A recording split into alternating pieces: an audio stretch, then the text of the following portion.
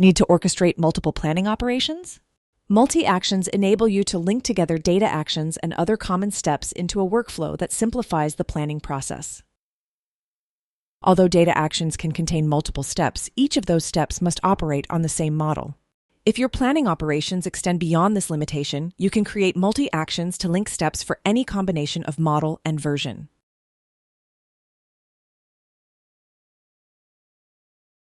Multi-actions support a range of step types: data action, predictive, version management, data locking, data import, API, and PaPM integration. One or more steps can be added in whichever order is appropriate for your planning activities and are then executed in sequence when the multi-action is run.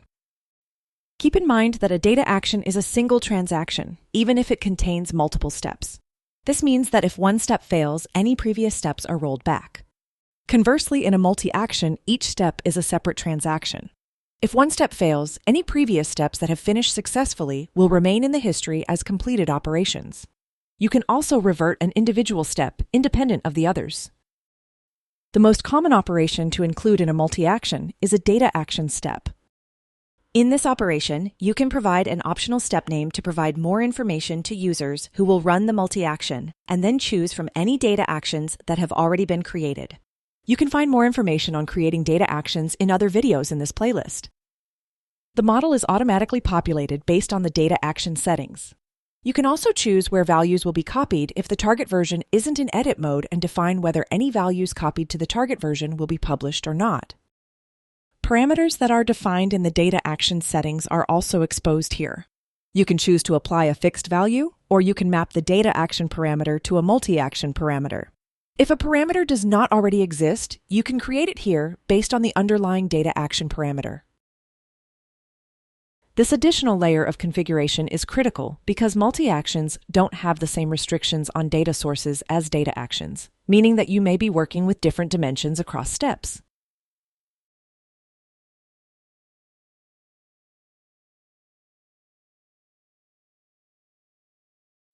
If you add a second step that has similar parameters for the same data source, where you intend for the same value to be selected by users at runtime, you can map them to the new parameters you just created. In this case, you want the source date to be the same, but the target date to be different, so it will require its own parameter.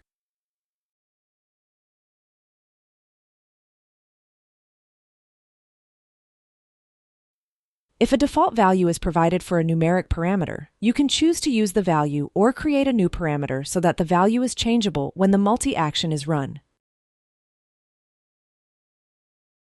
The full list of parameters created for the multi-action displays in the side panel. Once you've saved your changes, the multi-action is complete. However, you have the option to add other steps, the settings for which differ depending on the type. Predictive steps enable you to run a time series scenario created in the Predictive Scenarios area. Specify a predictive model, choose what action to take, and define to which version your forecast results will be saved.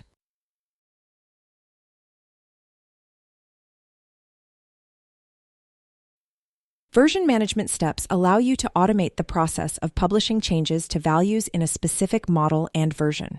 You can choose a fixed value or a parameter for the version, or you can use a parameter that has already been created in the multi-action. You can also choose how to publish the values. Data locking steps allow you to automatically lock data as part of the workflow. You need to specify a model, choose a fixed value for any filters or map them to parameters, and select a target state for the data locks.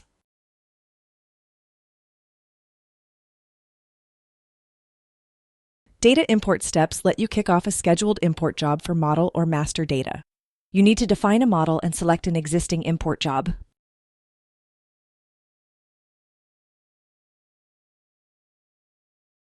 Finally, there are two specialty step types that require you to configure specific connections for APIs and PaPM integration. API steps enable you to launch external applications. You need to select an existing HTTP API connection, set up previously in the Connections area, and the API URL. You can then configure additional settings as required. PaPM integration steps allow you to remotely run activity from SAP Profitability and Performance Management. You need an existing connection to your PaPM system, and you can then select a predefined activity and define any relevant parameters and selections. For more information on setting up these connection types, refer to the help documentation. Once you've saved the multi-action, you can add a starter widget in your stories to run the sequence of steps, which is covered in the How to Run Data Actions and Multi-Actions video. For more information on how to use multi-actions for your planning activities, check out the links in the description and the other videos about data actions and try it for yourself today.